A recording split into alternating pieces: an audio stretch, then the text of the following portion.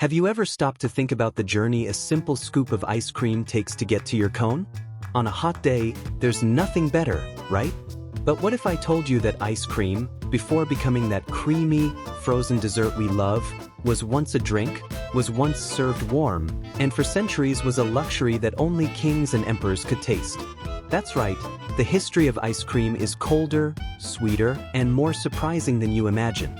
Come along as we dive into the history of ice cream. The history of ice cream begins long before the invention of the refrigerator, over 4,000 years ago. And it all started with a human obsession, having ice in the heat. In Mesopotamia, around 2000 BC, there were already ice houses, underground deposits where they stored winter snow and ice for the summer. But it was the Chinese who took the next step. Around 2000 BC, they mixed mountain snow with honey, fruits, and juices. It was a kind of primitive, shaved ice, but it was a start. The Chinese Emperor Tang of the Shang dynasty had a team of ice hunters who brought blocks from the mountains so he could savor a mixture of boiled milk with flour and camphor, a spice. It sounds strange, but it was the most distant ancestor of our ice cream. The idea spread. Legend has it that Alexander the Great, around 330 BC, loved snow and ice. He would send his slaves running to the mountains to fetch snow and mix it with honey and fruit nectar. It was a luxury for the few. Then came the Roman Emperor Nero in the 1st century AD. He was so obsessed with coolness that he would send his servants to fetch snow from the Apennines and store it in deep wells covered with straw. But Nero innovated. He not only put fruit in the ice but also created a mixture of snow with honey, pollen, and fruit juice. Something quite close to a popsicle. In the Arab world, around the 9th century, they were already making sherbet or sharbat, chilled drinks made with fruit juices and sugar, sweetened and cooled with ice. The words sorbet and syrup come from there, from the Arabic sharba meaning drink. The great leap of ice cream happened in Italy during the Renaissance. The Italians learned from the Arabs how to use ice and, more importantly, discovered the effect of salt on ice. In the 16th century, Italian scientists realized that mixing salt with ice made the temperature drop even further, allowing liquids to freeze. That's when the sorbetiera was born, a rudimentary machine for making ice cream. But ice cream was still a king's thing. Legend has it that Catherine de Medici, when she married the King of France in 1533, took her Italian chefs with her and introduced ice cream to the French court. It was a scandal. The French nobility became obsessed. In England, Charles I supposedly paid a fortune to his chef to keep the ice cream recipe secret, just for himself. They say he gave the chef a lifetime pension with one condition: never reveal the formula to anyone. Of course, the secret didn't last forever. Until the 17th century, ice cream was a palace luxury. But everything changed in 1686, in Paris, when a Sicilian named Francesco Procopio de Coltelli opened a cafe that would become legend, Café Procope.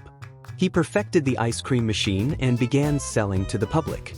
Café Procope became a hotspot for French intellectuals. Voltaire, Rousseau, Balzac, Victor Hugo, they all gathered there to have ice cream and debate ideas. Ice cream had finally left the palaces and reached the streets. In the 18th century, ice cream shops spread throughout Europe. And in the 19th century, two inventions changed everything. The hand crank machine, 1843. An American woman named Nancy Johnson invented a model that made homemade preparation easier. Industrial production, with mechanical refrigeration, ice cream no longer depended on natural ice. Now comes the fun part, the curiosities. The ice cream cone was an accident. At the St. Louis World's Fair in 1904, an ice cream vendor ran out of paper cups. Next to him, a waffle vendor was struggling with sales. They joined forces. The waffle was rolled up and became a cone. The ice cream cone was born. The popsicle was a child's invention. In 1905, in California, an 11-year-old boy named Frank Epperson left a cup with soda and a stirring stick outside on a cold night. The next day, he discovered he had created a lemon popsicle. He patented it in 1923 as Epsicle, later renamed Popsicle. Vanilla ice cream was once exotically expensive. In the 18th century, vanilla was extremely rare and worth almost its weight in gold. Today it's the most popular flavor in the world. During World War II, Americans loved ice cream. The military built floating barges to produce ice cream for soldiers in the Pacific. It was a troop morale thing. The hottest day of the year in the US is the day when the most ice cream is sold, usually in July. In Brazil, it varies by region, but summer is always peak season. Italy has a certificate for artisanal ice cream.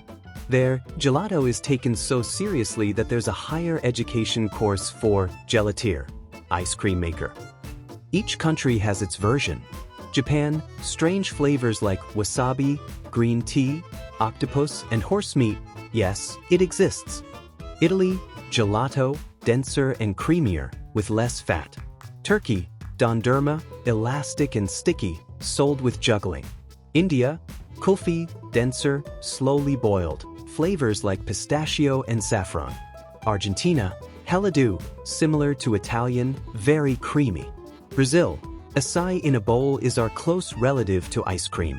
So, next time you lick a cone, remember, you're tasting the result of 4,000 years of history.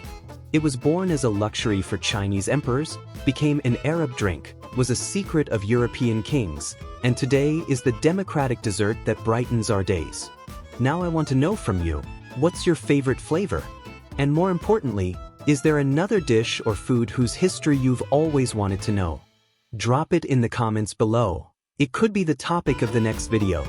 If you enjoyed discovering the history of ice cream, hit that like button to help the channel grow. And if you're not subscribed yet, subscribe right now and ring the bell because every week a new story is coming out of the freezer. See you on the next scoop.